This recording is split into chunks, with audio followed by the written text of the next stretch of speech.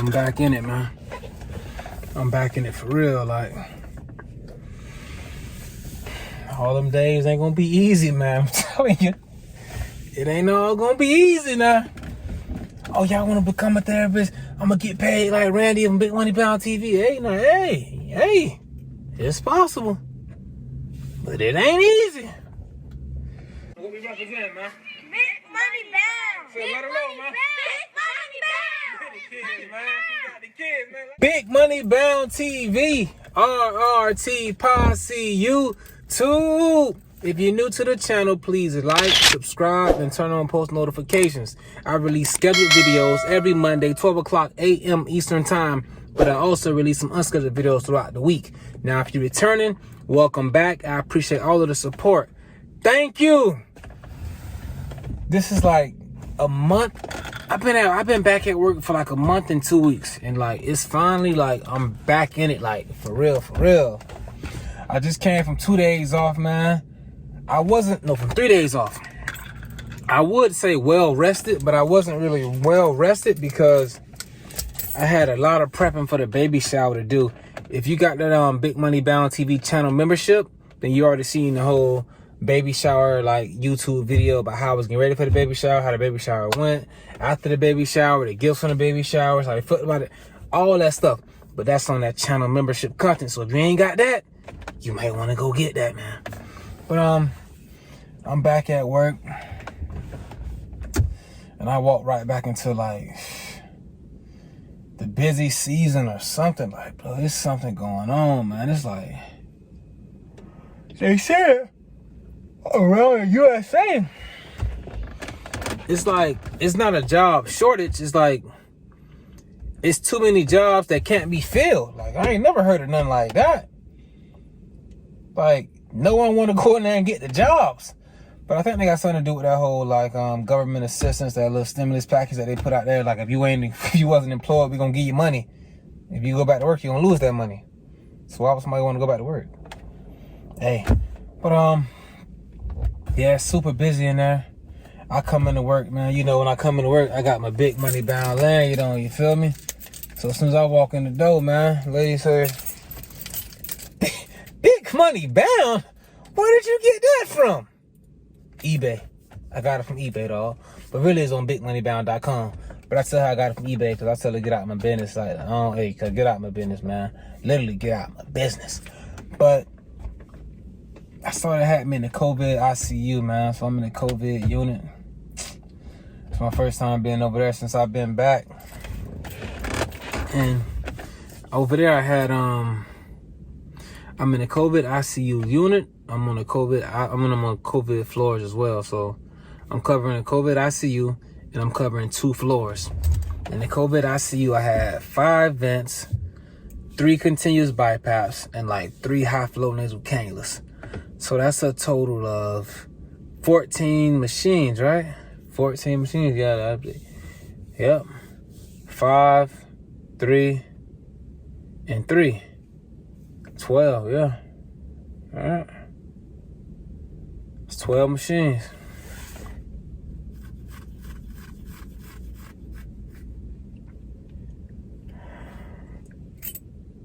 Man, that's 11 machines. I've been working a lot. I'm busy. Like, my eyes barely stand open, but for the posse, I got y'all. So, had a lot of patients over there, a lot of machines to take care of. As soon as I get to the first room, the patient is on a BiPAP, 60%, saddened 99%. The doctor comes by and tells the nurse that his patient been on. I'm overhearing the conversation while I'm in the room, doing my whole BiPAP settings check, patient settings, checking the patient, doing my assessment, all that stuff. I'm overhearing the doctor tell the nurse, yeah, he's been on 60%, and he's sad 99%. We can probably go down on his FiO2. The doctor leaves and the nurse coming out and get me headed. Did you hear what the doctor said? He said we can go down to FiO2. All right, that's no problem. But what I'm gonna do is, I'm gonna go from 60 to 55. This patient that's been doing good all day on 60%. Now I don't want to go from 60 to 30. A major drop and something go wrong because we don't went down too fast. Let's wean this here nice and slow. We had a good day. We want to have a good night. Respiratory therapist, I'm here to take care of the patient. I can't. So every time I came by and I saw the patient, I went down 5%. Went down 5%. Slowly but surely. Safety first. I'm playing it safe. You know, I don't just want to drop down because she said, yeah, no. Hey, I heard him. And I went down. Then I'm going to come back and go down again. So I had another patient that was on BiPAP. I go in here to the patient that's on BiPAP. The patient saturation is on. I got something in my eye. The patient saturation is saying 77%. I look at the patient. Patient is resting, doing fine. Normal respiratory rate, not diaphoretic. No labored breathing, no respiratory distress. Like, if your saturation was 79%, you'd have some respiratory distress going on. You'll be sweating. You'll be looking blue. You'll be looking around, hey, something ain't right. Somebody please come help me. So I did go look at the patient, get closer. I noticed the patient has a O2 monitor probe on his ear and on his finger. So that already shows me right there that they was having some trouble getting the saturation, a normal saturation. I wake the patient up. I gotta talk to him. I'm like, hey, are you doing okay? Yes, yeah. I'm doing fine. I'm doing okay. I'm like, are you short of breath? You're like, no. All right, enjoy your rest. I'm sorry for bothering you. So I did notify the nurse that, hey, the monitor's looking low. Let's try to change the probe. Let's change the site. Let's see what's going on. We did that. Couldn't get a good reading. So I informed the doctor. And just to be safe, to make sure that the patient is doing well, just to be safe, you want to get an ABG. I got an ABG. PaO2 was in a normal range. Saturation was okay. The monitor was just wrong, as I expected. But you'd rather be safe than be sorry. Like I say, I'm being safe. Like, safety first. I would want somebody to do the same thing to my family member. So I would want somebody to do... The way I would want somebody to treat my family members is the way I'm going to treat every patient. Like, I would want somebody to make sure that my family is okay. Just take the time out to make sure. Yeah, they fine now. It's just a monitor. No, take the time out and make sure that this patient is okay. And that's what I did. Then I got to another room. Patient was on a non-rebreather. I'm getting to all these rooms. So I'm making my first rounds. I'm making my initial rounds.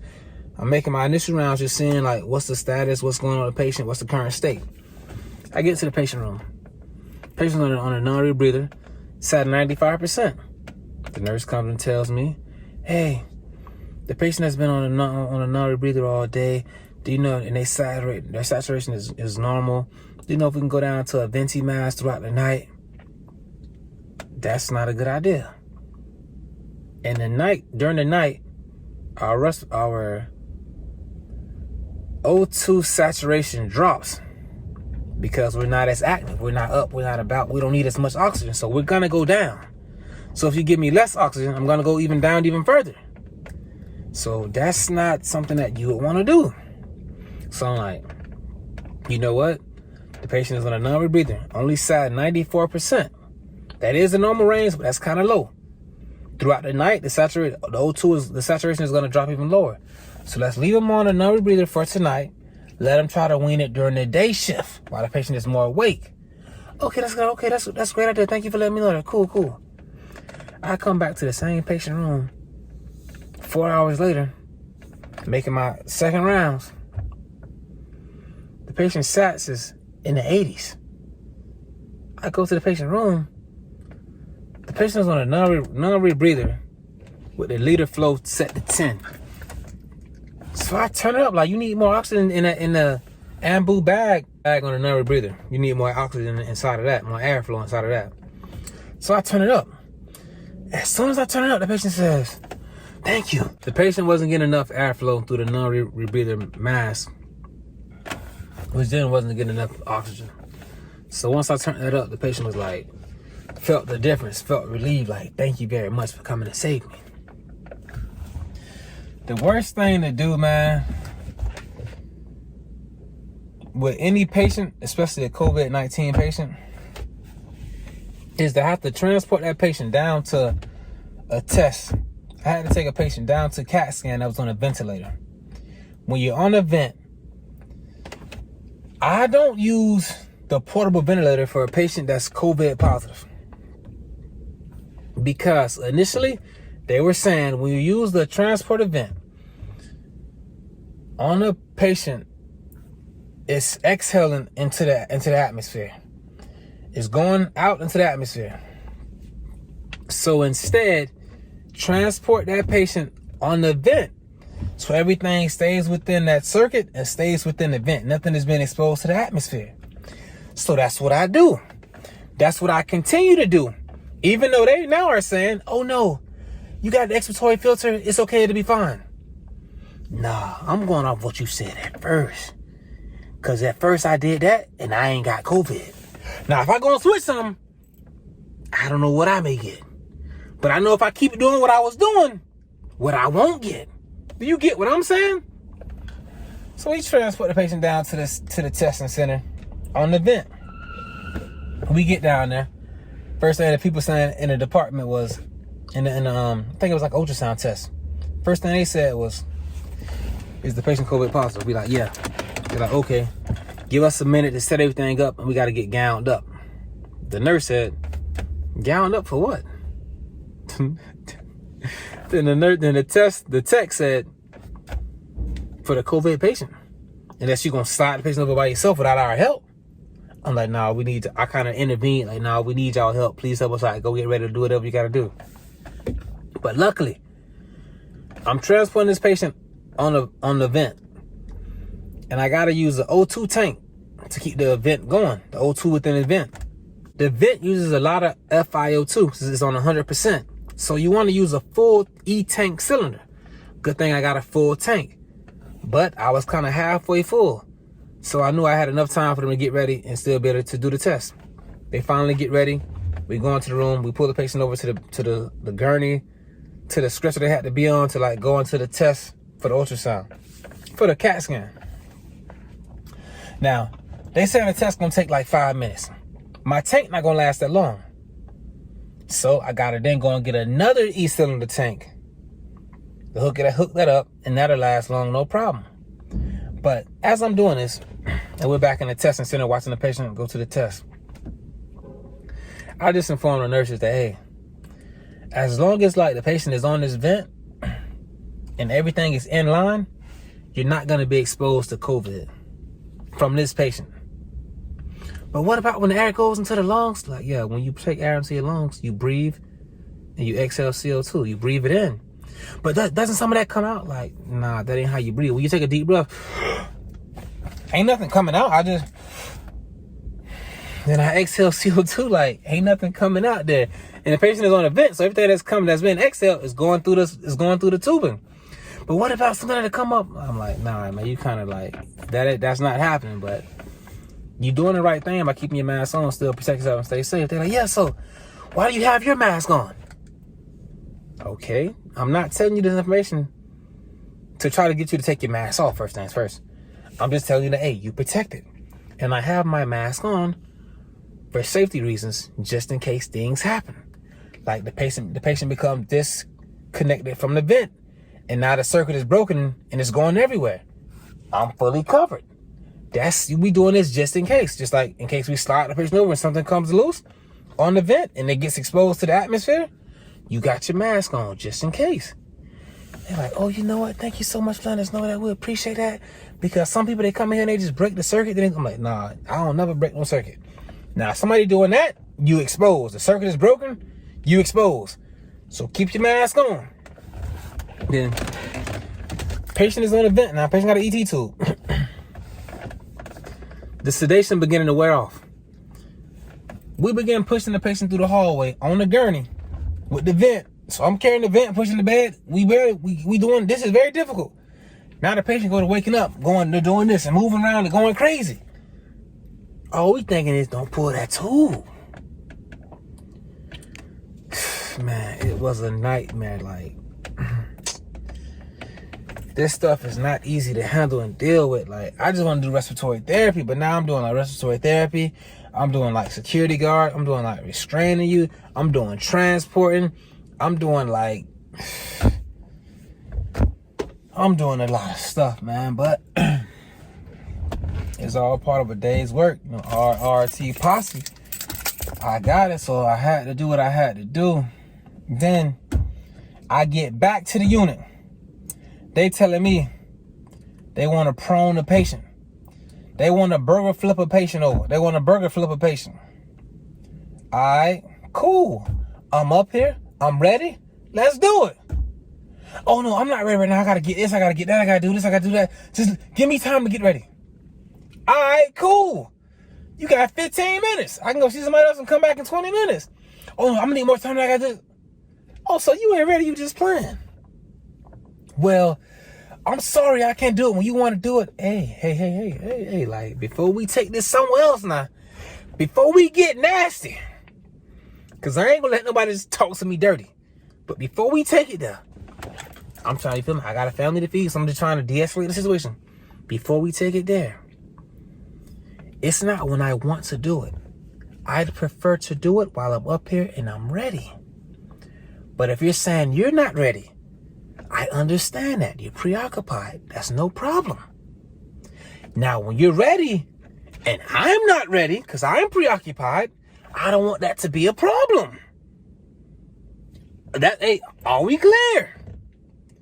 Because people want you to, like, do stuff on their time. Like, they're the only ones that are working. No, we're all working here for the patients. But sometimes, like, our schedules just don't coexist. We got to, like, figure out a way to get this stuff done. Okay, I'll wait, then I'll wait. No problem. As long as you understand. Oh, that's no problem. That's cool. I go off to a whole nother floor. A mile down the road. 40 minutes later. Yeah, we're ready.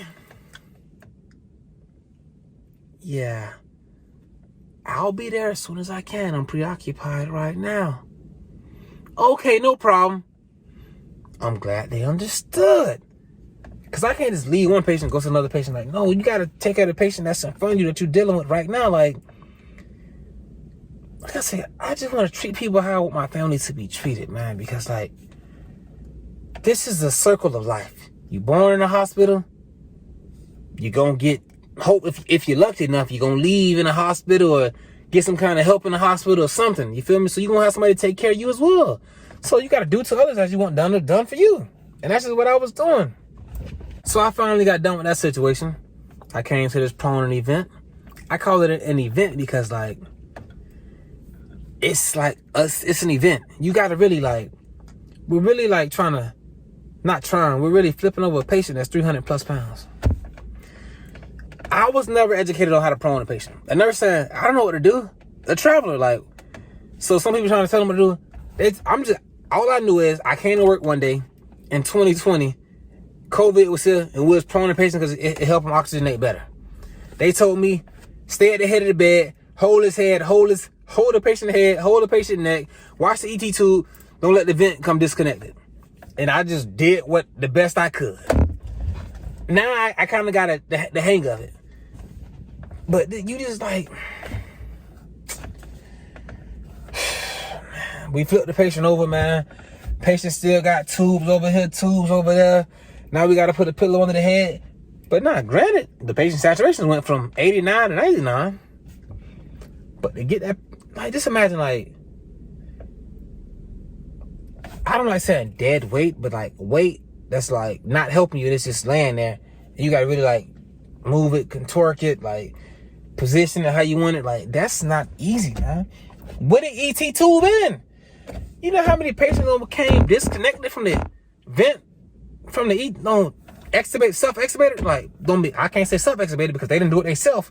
The staff did it. Became extubated while being prone. Man, like, hey, I'm thinking different, man. I'm finna be a father, man. I got a kid coming. I gotta get this ready for my little one. So I gotta put up with what I gotta put up with. But that was my night, man. I had it was a busy night. Then I saw, but at the end, I had to go and do, like, 10 ABGs. I got a message on my phone, urgent message saying, patient respiratory distress, come quick. Way around this side. I go over there, I come quick. The patient inside the bed eating ice cream cones.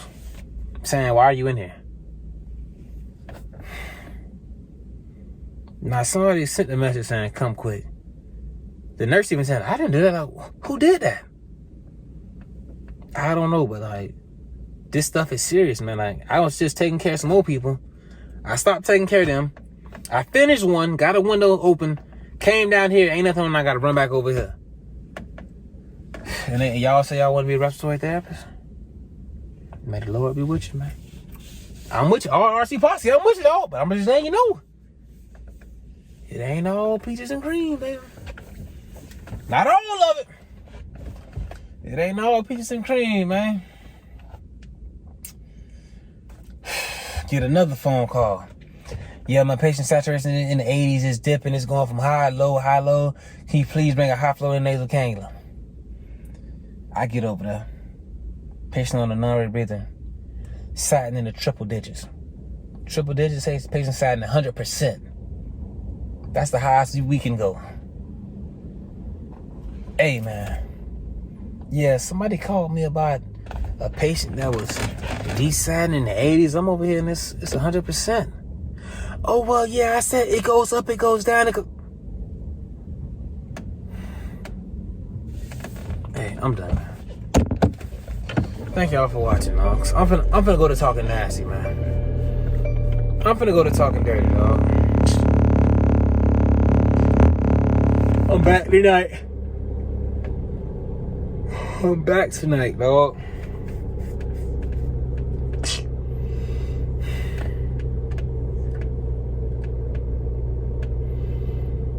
It's just one of those days, man. You know, like, I had some good nights. I had some rough nights, man. But that's what come with it, dog. Y'all stay blessed, man. Keep me in your prayers. Let my car warm up, man. Get me a nap when my car warm up.